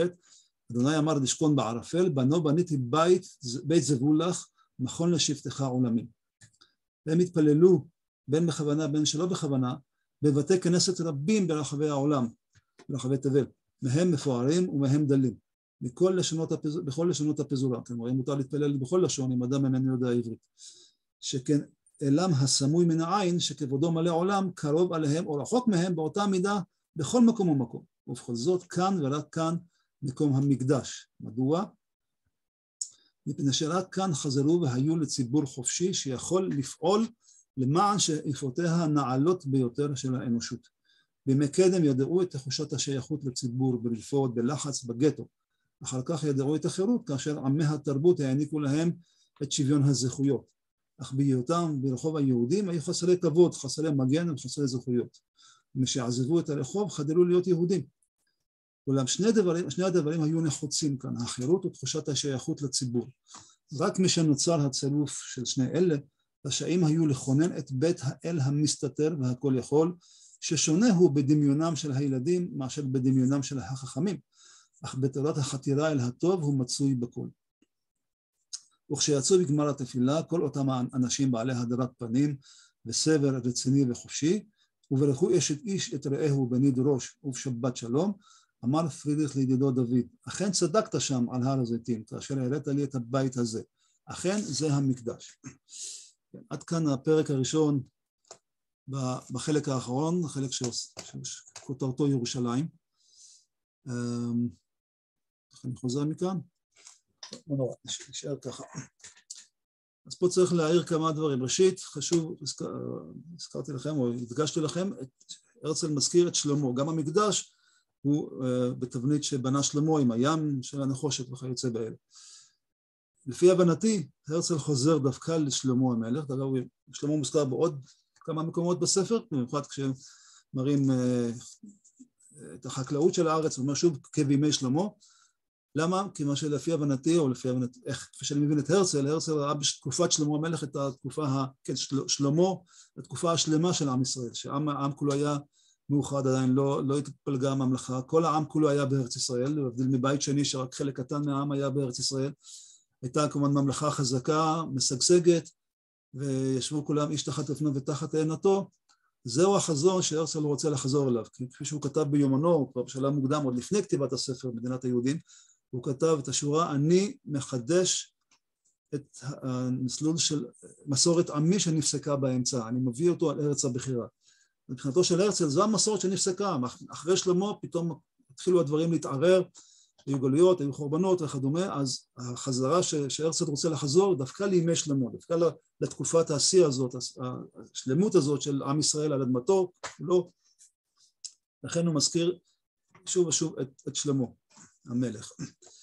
יש פה שאלה טכנית מסוימת, כי ראינו בהתחלת הפרק שרואים מהר הזיתים גם את מסגד עומר וכדומה, אז איפה נמצא המקדש הזה? אין פה תיאור של מקום. מעניין שביומנו של הרצל, בזמן הביקור בירושלים, הוא מבדיל בין מסגד עומר לבין מקום המקדש. כי הוא אומר למשל, רציתי לבקר בהתחלה בכנסת הקבר, אבל חבריי הענוני מכך.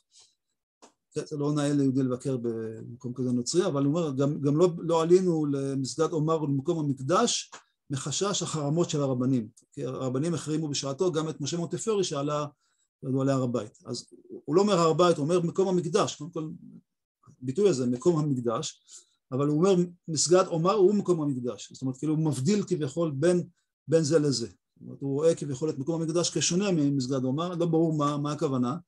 אבל מצד שני ברור שהספר הזה נכתב ב-1902, כאמור, עדיין בזמן שלטון הטורקים פה, וגם כמו שאמרתי, יש פה גם פנייה לטורקים, הוא לא יכול להגיד להם, תשמעו, תיתנו לי את ארץ ישראל, אני מיד מסלק את מסגד עומר משם ובונה שם את בית המקדש. אז זה אומר למוסלמים, לסולטן, אבל ליהודים הוא אומר, כן, אני כן רוצה את בית המקדש, כי בית המקדש זה השיא של החזון הזה, של שיבת עם ישראל לארצו. אי אפשר להשלים את החזון בלי בניין בית המקדש. האם יקרבו שם קורבנות? מצד אחד מוזכר שם המזבח, אבל הרצל לא אומר שיש קורבנות, מצד שני גם לא אומר שאין קורבנות, אז אפשר להשאיר את הדברים קצת פתוחים, אבל בכל אופן התיאור הזה של המקדש, וכאמור קישורו ממש לתיאור המקדש בימי שלמה, אומר הרבה מבחינת ראייתו של הרצל והחזון שהוא מראה ליהודים בספר הזה.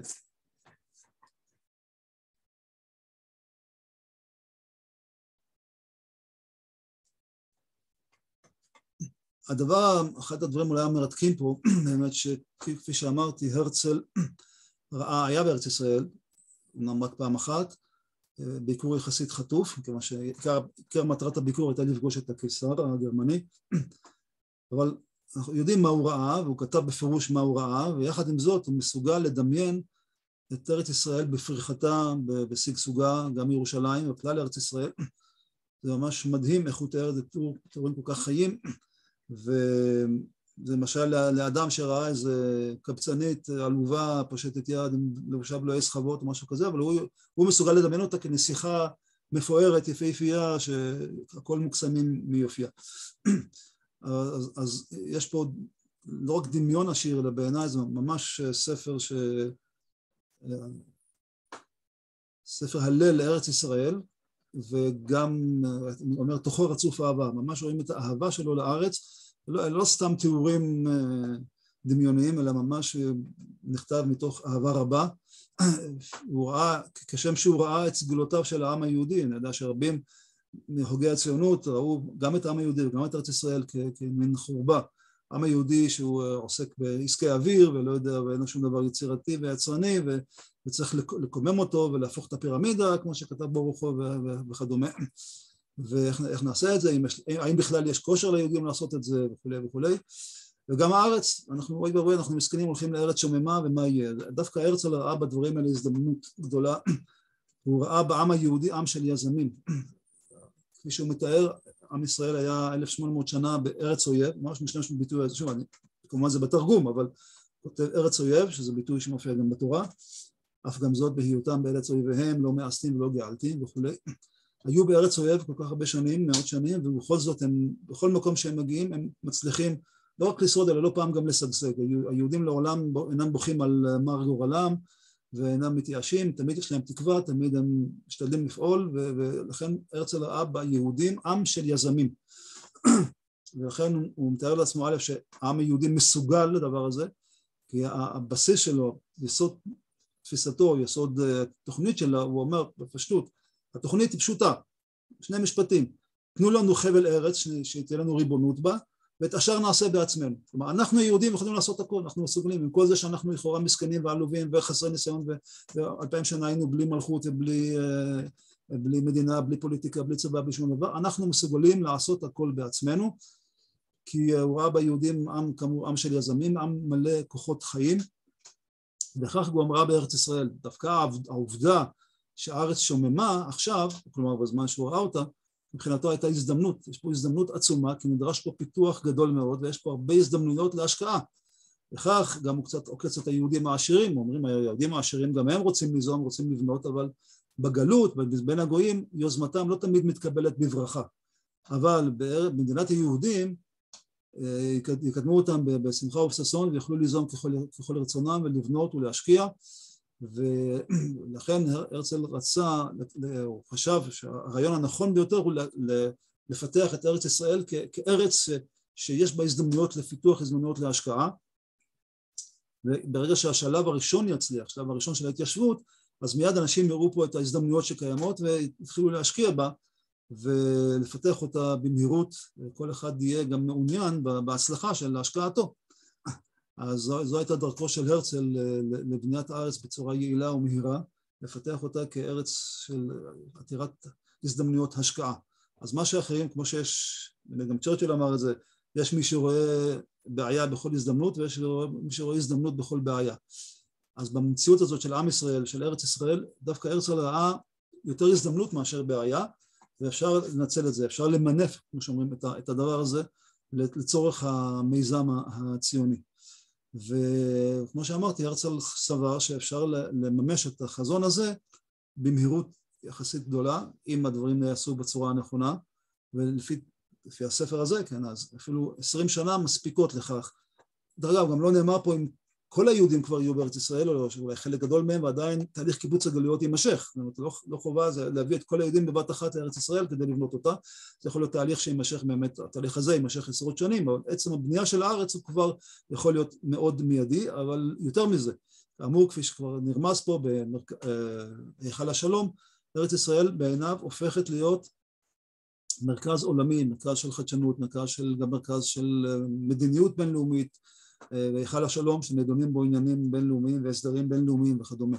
זאת אומרת, הרצל גם ראה במדינה לא רק פתרון צרת היהודים, בכלל המניע, נכון שלכאורה האנטישמיות היא שהניעה אותו לצאת לדרך, בכלל לחשוב על העם היהודי ועל צרתו, אבל בספרו מדינת היהודים הוא מדמה את זה לכוח הקיטור. הקיטור יכול לפעול דברים גדולים ועצומים, יכול להניע אוניות וקטרים וכדומה, אבל הקיטור לא קובע את הדרך, הוא רק הדחף. אז האנטישמיות הייתה הדחף הראשוני שלו לחפש פתרון לשאלת היהודים. בסופו של דבר הוא הגיע למסקנה שהפתרון הזה הוא לא רק, בכלל, בתחילה אפילו הוא לא פתרון לצרה, אלא הוא פתרון לשאלת היהודים שהיא שאלת המימוש, נקרא לזה המימוש העצמי של העם היהודי. איך העם היהודי יכול לפתח את עצמו, לממש את רוחו, את דרכו, וגם שוב ראה בעם היהודי ברכה לעולם, לכן הוא קבע שמדינת היהודים צורך העולם היא, זה לא רק פתרון לעם היהודי, יש צורך לעולם במדינה כזאת, כפי שאנחנו יודעים ממה שנכתב, נאמר לאברהם אבינו, שלך לך וכולי, ומה הסוף שם? ונברחו בך כל משפחות האדמה, ושוב חוזר כמה פעמים, זאת אומרת העם היהודי נועד להיות ברכה לעולם, לכן מדינת היהודים היא לא רק מדינה תקבץ את היהודים ותשמור עליהם מפרעות, אלא היא מדינה שתביא ברכה לעולם, היא תהיה מרכז עולמי בתחומים רבים ושונים, וזהו החזון שנתן לנו הרצל. כמו שאמרתי, יש פה גם, מעבר לחזון, יש גם תוכנית עבודה שמממשת את החזון, אבל זהו החזון ששואפים עליו, או מי ששמעתי פעם לפני שנים מהרב שבתאי סבתו, סוף מעשה במחשבה תחילה. הפירוש שלו, שהדבר שנמצא בסוף המעשה, התכלית הסופית, היא צריכה להיות בראש המחשבה. זאת אומרת, זה החזון שהרצל העלה במוחו, בדמיונו מלכתחילה, מין מדינה כזאת של יהודים שהיא לא רק מקלט מפני פרעות, אלא מדינה משגשגת, מדינה מתקדמת, מדינה שמביאה ברכה לעולם, והתוכנית נבנתה על פי המטרה הזאת, התכלית הזאת. אז פה אנחנו רואים ככה שוב בתמצית, כי יש פה עוד המון חלקים בספר שלו כמו לא קראנו, אבל זה חזונו של הרצל לירושלים ולבית המקדש. נזכור שאנחנו נצום ביום ראשון, יש ביטוי של בעל שם טוב, בזיכרון סוד הגאולה. יש פה איזושהי סתירה מסוימת, כי הזיכרון הוא של העבר, אבל הגאולה היא בעתיד, אז מה הקשר בינינו? כלומר, הזיכרון של העבר אין משמעותו שאנחנו מציינים אך ורק את האירוע שהיה פעם, אלא כל התכלית של הזיכרון הזה הוא לעורר בנו את הכיסופים ואת הכמיהה לתיקון המצב הזה, לעורר בנו קודם כל את הצער ואת הכאב על כך שבית המקדש לא קיים היום, לא שהוא נשרף לפני 2000 שנה כמעט, אלא שהיום הוא חסר לנו, היום אנחנו רוצים אותו, ולכן גם השאיפה לעתיד הקרוב בעזרת השם, כן, שיבנה בית המקדש, אנחנו לא צמים רק על החורבן שהיה, אלא על הכיסופים שלנו ועל הגעגועים שלנו והכמיהה שלנו לבניין בית המקדש, כפי שראה אותו פה הרצל, אמנם בהקשר מאוד מסוים מדיני ובמציאות של אז, אבל זה נותן לנו ככה נקודה למחשבה. והערה אחרונה, ככה ממש בקצרה, כמו שאמרתי מלכתחילה, הרצל בקונגרס באזל בעצם פנה לכל העולם, הוא רצה שכל העולם יהיה מעורב, יהיה שותף. הוא גם הראה, כותב ביומנו, היתרון של התוכנית שלי שכולם מרוויחים ממנה. אפילו הרווח הפשוט של הגויים, כן, שמתפטרים היהודים, גם זה רווח מסוים, אם כי יש רווחים הרבה יותר משמעותיים, גם רווחים מדיניים וכדומה. אבל הדבר, אולי אחד הדברים הבסיסיים שהוא עשה פה, שכל מבשרי הציונות שקדמו לו, פנו לעם ישראל פנימה. הכל היה עניין פנימי של עם ישראל, שהיהודים עלו וכדומה, אבל לא הייתה פנייה לגויים. פה הרצל הראה לעולם שיש רצון יהודי, העם היהודי קם מרצו, התעורר משנתו, ועכשיו הוא מביע את רצונו לתקומה, רצונו לשוב לארצו, להקים בה מחדש את מדינתו, את מלכותו, וזה דבר שעשה רושם גדול על הגויים, והביא אפילו בסופו של דבר בשלב מסוים, כמובן להצהרת בלפור, ואחר כך לכתב המנדט, שפשוט כל הגויים אמרו, אם עם ישראל רוצה, אז בבקשה, ונזכור את הוויכוחים שלו בשנות ה-20 וה-30, מהדרישה של ז'בוטינסקי שהתנועה הציונית תכריז בפירוש שמטרתה היא מדינה יהודית, וחלקים אחרים בתנועה שלא רצו את ההכרזה הזאת, רצו לעשות את הכל בצנעה. יש פה חשיבות עצומה לכך שהעם היהודי יביע את רצונו בגלוי לגויים, ואז יתחשבו בו. והרצל לא כאין מדינה ועידה בינלאומית שבה כולם יכפו עלינו את רצונם, להפך, הרצל אמר זו התוכנית, זו התכלית, ואני רוצה שתתמכו בדבר הזה. זו התוכנית ואין בלתה מבחינתו של הרצל. אז גם אנחנו צריכים להביע את רצוננו לעולם, כלפי העולם, לומר לנו, כן, רצוננו שיבנה בית המקדש, לא שאנחנו מחר בבוקר הולכים להפציץ משהו בהר הבית, אבל רצוננו ותקוותנו הברורה, לא צריך להתבייש בזה, לא צריך להסתיר את זה, רצוננו שיבנה בית המקדש במהרה בימינו, ואפשר להגיד על זה בהסדרים מדיניים וכדומה, אבל צריך להביע את הרצון היהודי כלפי העולם כולו, שהעולם כולו ידע שעם ישראל רוצה בזה, ולא מתחמק מזה, ולא בורח מהדבר הזה, ולא חושש, בגלל שזה המקום כביכול הנפיץ ביותר בעולם או במזרח התיכון.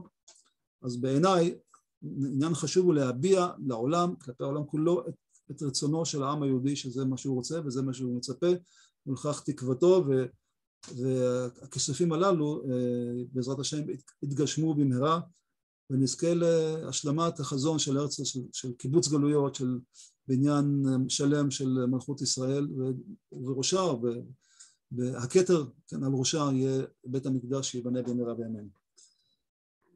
תודה.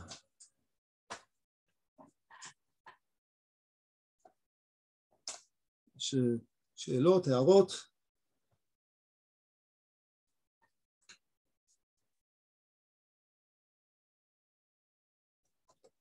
אז אני מודה לכם, מקווה שלא נצטרך לצום, אבל אם כן, אמנם ביום שישי מחר, אבל פעם יש סיפור על רב אחד, רבי שישב עם החסידים שלו ביום שישי, אמר להם אולי יבוא המשיח, אז אמרו, אבל אי אפשר שיבוא ביום שישי, אין דבר שיבוא נמצא לו כבר תירוץ. אז נאמר גם היום, אם ירצה לבוא ביום שישי לא נגרש אותו. שנזכה לבשורות טובות, לגאולה שלמה במהרה, וגם בזכותו של הרצל וחזונו ופועלו.